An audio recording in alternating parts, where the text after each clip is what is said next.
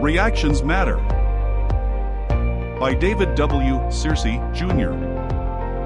Please like, subscribe, comment, and share the video. Thanks for watching. Enjoy the content. Do it. Go. What's up, ladies and gentlemen? Welcome back to the channel. Hope everybody had a great, beautiful Thanksgiving. Hope you got to enjoy your family. Hope you ate a lot of food. I'm doing the end of the Turkey Day video. Watched it's horrible football games. Oh my gosh, it's terrible. All right, so I'm a Gen X kid. I was born in 1974. So 20 gadgets from the 80s every kid dreamed of having. I'm gonna check this out because I was a kid in the 80s. Oh, I was like 6 years old in 1980. So let's get it. To play the Nintendo Entertainment System. The Walkman from Sony, the one and only. Introducing Game Boy. It's portable. It's in stereo. I didn't have a Game The 1980s Boy. were a magical era for kids, filled with gadgets that sparked imagination and creativity. From the iconic Nintendo Entertainment System to the unforgettable Rubik's Cube, who didn't dream of owning these iconic gadgets? Join us as we dive into 20 gadgets in the 1980s every kid dreamed of having. What's it like to play the Nintendo Entertainment System? Nintendo. We didn't have a Nintendo. We had an Atari. My buddy had an Atari. We played Pitfall, Donkey Kong. The Nintendo Entertainment System had interchangeable cartridges, allowing players to switch games easily. This feature, along with its simple design, made the Nintendo popular among children and adults. The console introduced many iconic games such as Super Mario Bros., The Legend of Zelda, and Metroid, which not only provided endless fun, but also raised the bar for game design and storytelling. Its success played a crucial role in reviving the video game industry after the crash of 1983, demonstrating that home gaming had a bright future. It was first released in Japan as the family computer and then came to North America. The impact of the NES on gaming culture remains significant today as it introduced countless players to the world of video games. The Nintendo Entertainment System revolutionized home gaming. Duck Hunt. But what toy puzzle took the world by storm? Rubik's. Let's explore the iconic Rubik's Cube. Sure, Sir Isaac Newton unraveled the I'm not very good at Rubik's Cube. It'd take me forever to get that. The Rubik's Cube was a 3D puzzle that became a global sensation in the 1980s. Originally called the Magic Cube, it was renamed and launched internationally in 1980. The cube had 6 faces, each with 9 stickers of different colors, and the challenge was to twist and turn it until each face showed a single color.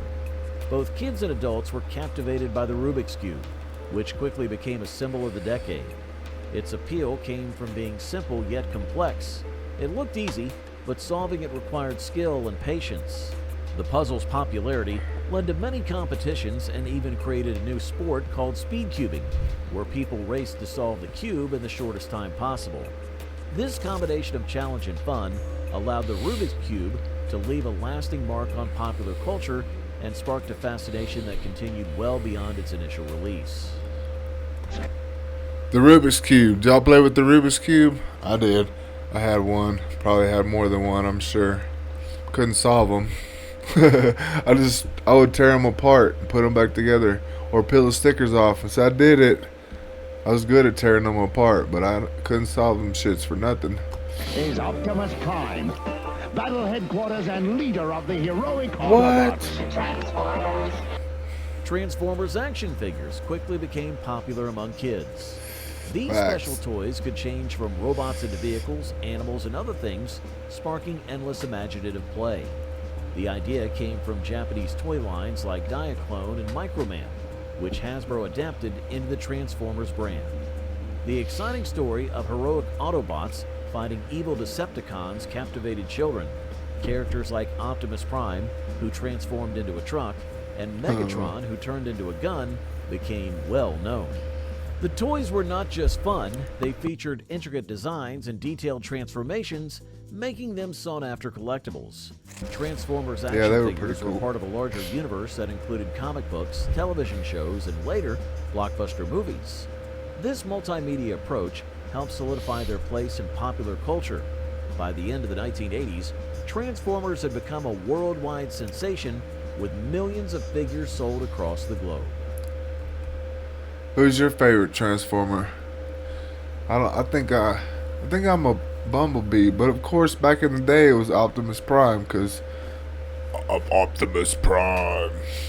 You really feel the music with the Sony Walkman? The Sony Walkman is a Oh, tiny man. stereo cassette player with truly incredible sound.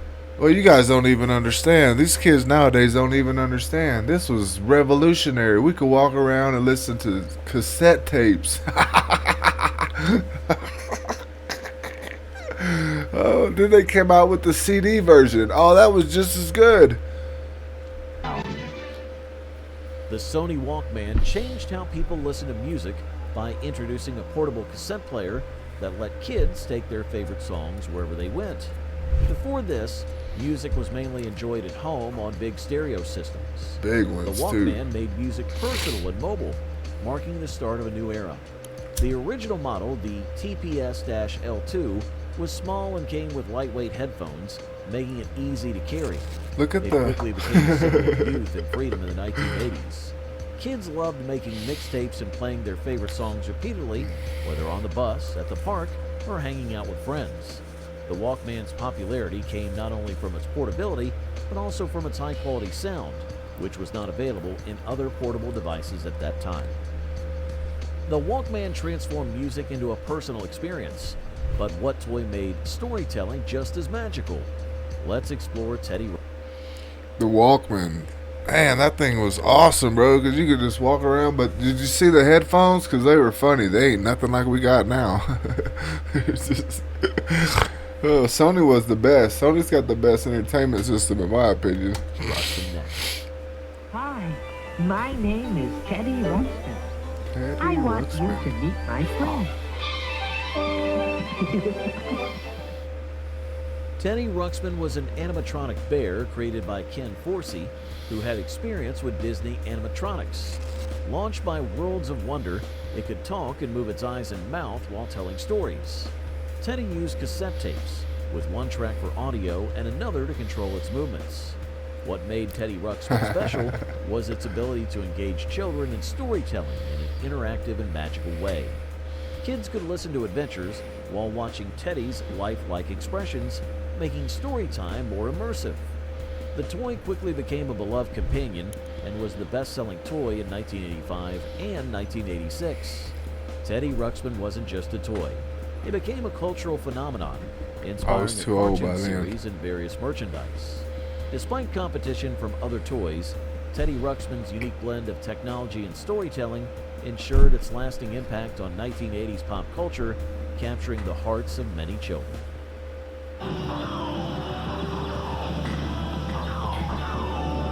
Tron. Laser tag. Laser A game that tag. moves at the speed of light. Laser tag was a popular game of the 1980s that excited kids everywhere. It let them play pretend battles with high-tech guns and sensors. Inspired by military training and science fiction movies, it felt like a dream for kids wanting to be space warriors. Players wore special vests that could sense infrared light and use laser guns to tag their opponents, with the vest registering each hit. The first commercial laser tag system, called Photon, was created by George Carter III and opened in Dallas, Texas in 1984. This arena-based game quickly gained popularity, leading to home versions like the laser tag toys from Worlds of Wonder in 1986. These toys allowed children to enjoy laser tag in their backyards, making it a favorite activity at birthday parties. Laser tag combined physical activity, strategy, and the thrill of pretend combat, providing endless fun as kids played in teams or individually, trying to outsmart each other. Yeah, see right there, that tells you how we were raised. Huh? Endless combat. We were... It's crazy. It's crazy. What were our parents thinking? Like, seriously, what were y'all thinking? New Super Mario Land and other exciting games for Nintendo. Now you're playing with power. Portable power. The Game Boy was a groundbreaking handheld gaming console that every kid in the 1980s wanted. It allowed kids to play games like Tetris and Super Mario Land anywhere, making it a must-have portable device. Designed by Gunpei Yokoi, the Game Boy brought together elements from Nintendo's earlier Game & Watch series and the Nintendo Entertainment System, offering a new portable gaming experience with interchangeable game cartridges. Its monochrome screen and simple graphics didn't matter much because its portability and high-quality games were what really attracted players. Tetris, included with the console, became a huge hit and is still regarded as one of the best video games ever. Super Mario Land brought the beloved character Mario to handheld gaming, allowing kids to enjoy exciting adventures. The Game Boy's long battery life and sturdy design made it perfect for car rides and school breaks, leading to over 118 million units sold worldwide, making it a cultural icon. The Game Boy took gaming on the go, but what action-packed toys captured kids' imaginations next? Let's explore the world of Masters of the Universe action figures. Come on, guys. Let's hear it. He-Man! What is it? By the power of Grayskull, I have the power! I used to love that song, man. The most powerful man in the universe. Skeletor is his enemy. Introducing He-Man, Skeletor, and Castle Grayskull. Masters of the Universe action figures created by Mattel were a dream for kids in the 1980s. These 5.5-inch figures featured characters like He-Man, Skeletor, and other heroes and villains from the mythical land of Eternia, bringing epic battles of good versus evil into homes. These figures were known for their muscular builds and bright colors, making them instantly recognizable and highly sought after. Each action figure came with unique accessories and special features that allowed them to perform exciting moves. He-Man had a power punch action, while Skeletor could swing a staff. The popularity of these toys grew even more due to the animated television series He-Man and the Masters of the Universe, which aired from 1983 to 1985. The show added depth to each character's story, making the toys even more attractive. Mini comics that came with the figures also helped immerse kids in the world of Eternia. Yeah, so I had a cousin, he had G.I. Joe, the Transformers, and we used to have like big old battles between, it was crazy. It was crazy. He-Man. So when you jam on the brakes, you spin. Oh, those were so much fun. Brake and fat wheels in back. Some assembly required. Big Wheel by Marks. The Big Wheel was a low-riding tricycle that became extremely popular among kids in the 1980s. It had a large front wheel and a low seat, which made it stable and fun to ride. Unlike regular tricycles, the Big Wheel's low center of gravity reduced the chance of tipping over, making it a safer choice for younger children. One of the most exciting features was its ability to perform spins and slides thanks to its plastic wheels and handbrake. Kids loved racing down driveways and sidewalks, feeling like they were in a thrilling chase. The Big Wheel's bright colors and strong plastic design made it visually appealing and durable, able to handle the rough play of energetic children. Well, that was so much This fun. combination of safety, excitement, and durability helped the Big Wheel stand out as a favorite ride, creating countless memories for kids during the peak of its popularity. This is the Micro Machine Man, presenting the most miniature motorcade of micro machines. Each one has dramatic details, terrific trim, precision paint job, plus incredible micro machine pocket plates, access to police station, fire station, restaurant services. Micro machines were small toy cars, planes, and playsets that became very popular in the late 1980s. Created by Galoob, these tiny vehicles were well known for their detailed designs and wide variety. I didn't get into Children could those. collect everything from sports cars and monster trucks to airplanes and boats. Their small size made them easy to carry in pockets, making them ideal for play anywhere. One of the most exciting parts of Micro Machines was the play sets. These sets allowed kids to create entire miniature worlds with roads, buildings, and tiny people. The Super Van City playset, which changed from a van into a busy city scene, was especially popular. Micro Machines also gained fame through fast-paced commercials featuring John Machida Jr., who spoke incredibly quickly. His memorable delivery helped make Micro Machines a must-have toy. The brand's popularity led to appearances in films like Home Alone, where they played a role in clever traps. Micro Machines were small, detailed, and packed with excitement. But what groundbreaking device made learning small? They were small. They were definitely eatable. You had to be real careful with those things. just as fun? Let's explore the world of Speak and Spell next. Speak and Spell, part of a family of products for richer tomorrows from the Learning Center of Texas Instruments. The Speak and Spell was an educational toy that helped children learn to spell using a unique synthesized voice. This handheld device was groundbreaking because it was one of the first to use digital technology to create speech. It had a keyboard and a small screen, allowing kids to type words and get instant feedback on their spelling. Its robotic voice was new and entertaining, making it engaging for children. C-O-L-O-R.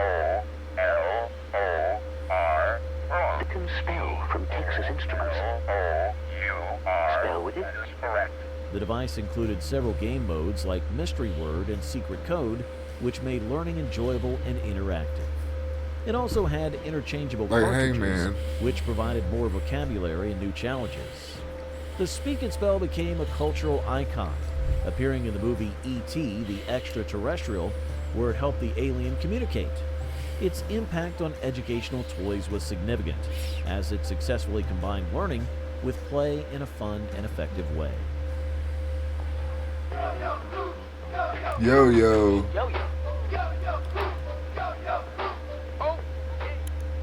The koosh ball. Oh yeah, you could pretend pretend like you were throwing it at somebody. It was made of hundreds of soft rubber strands surrounding a steel core, making it easy to catch and throw. Its unique texture and squishy feel made it perfect for indoor play, as it wouldn't break anything or cause injuries.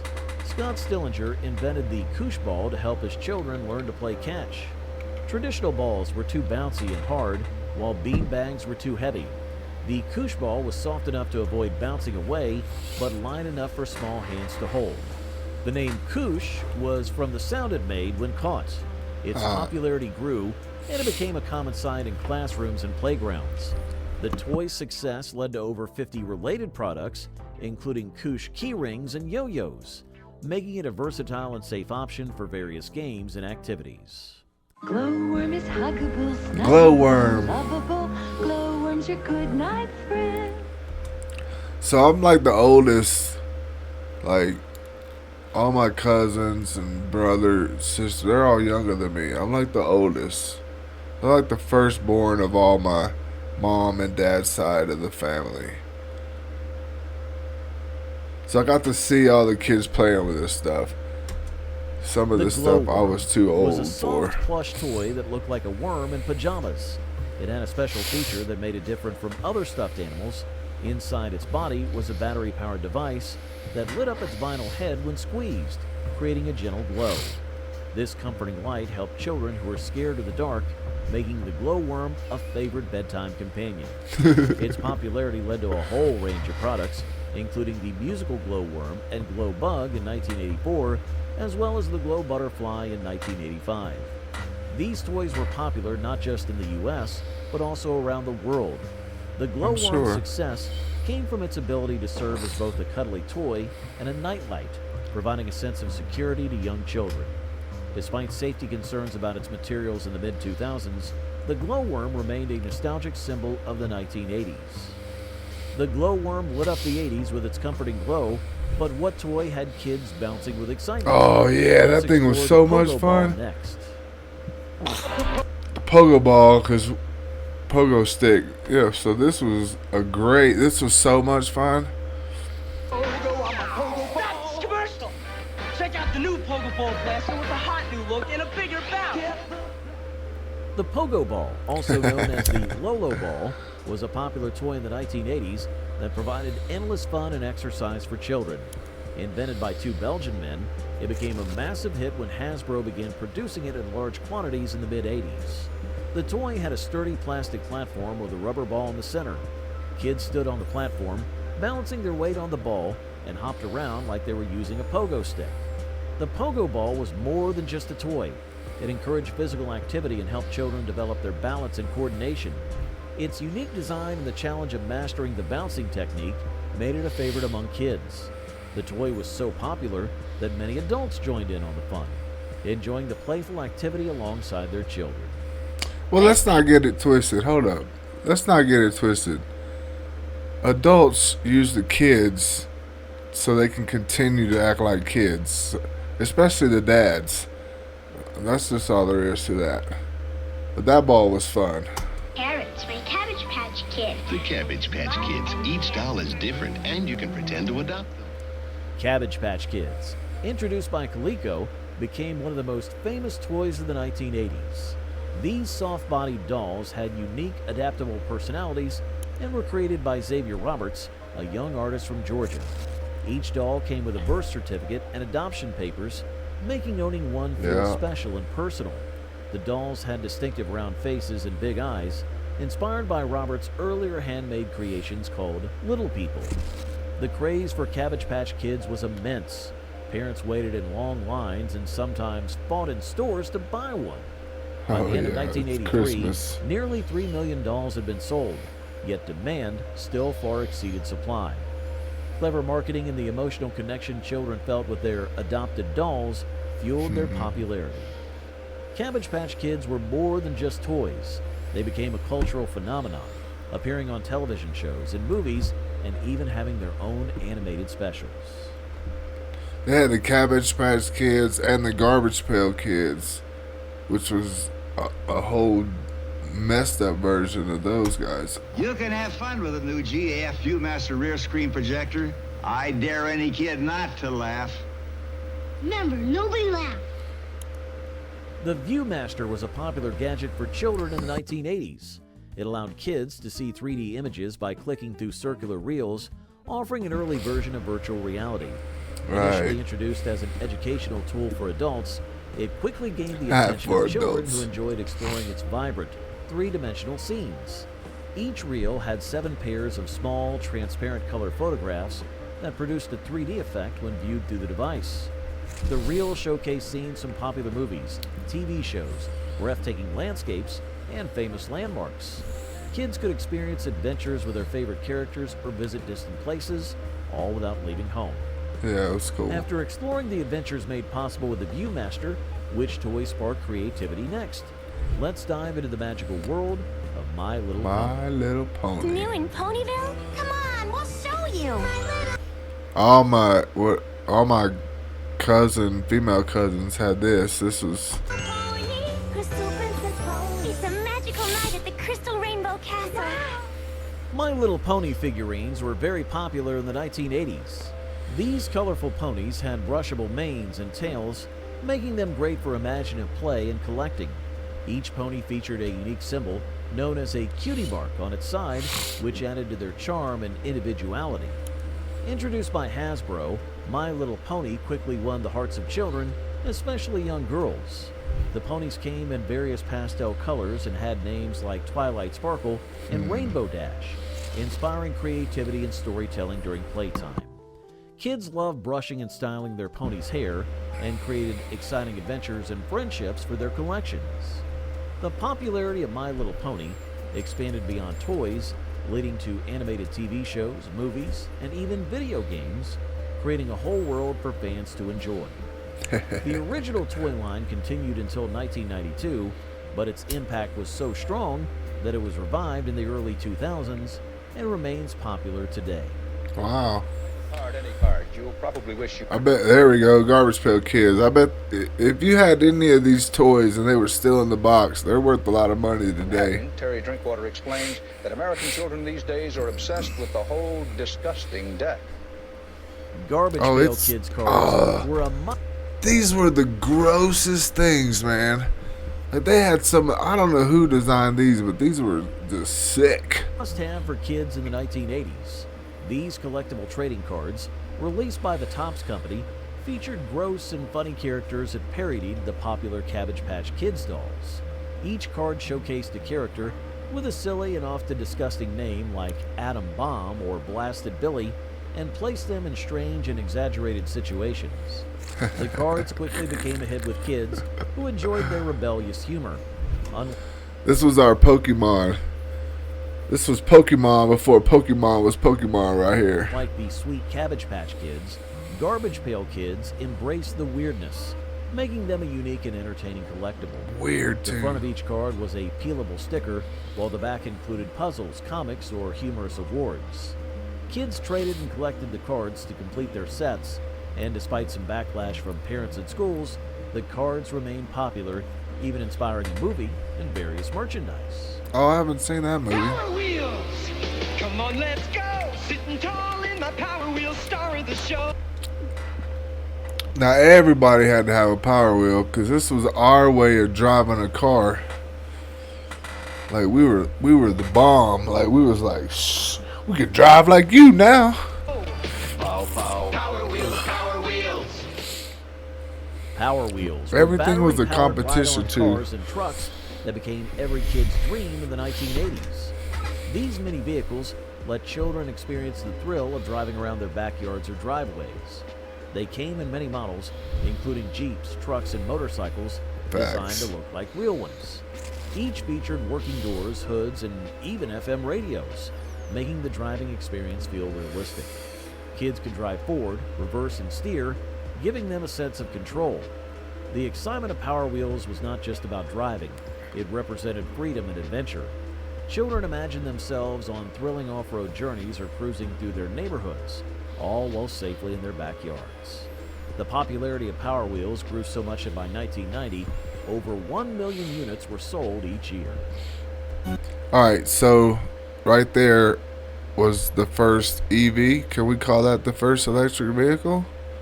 Or do they have something more before that was electric vehicle?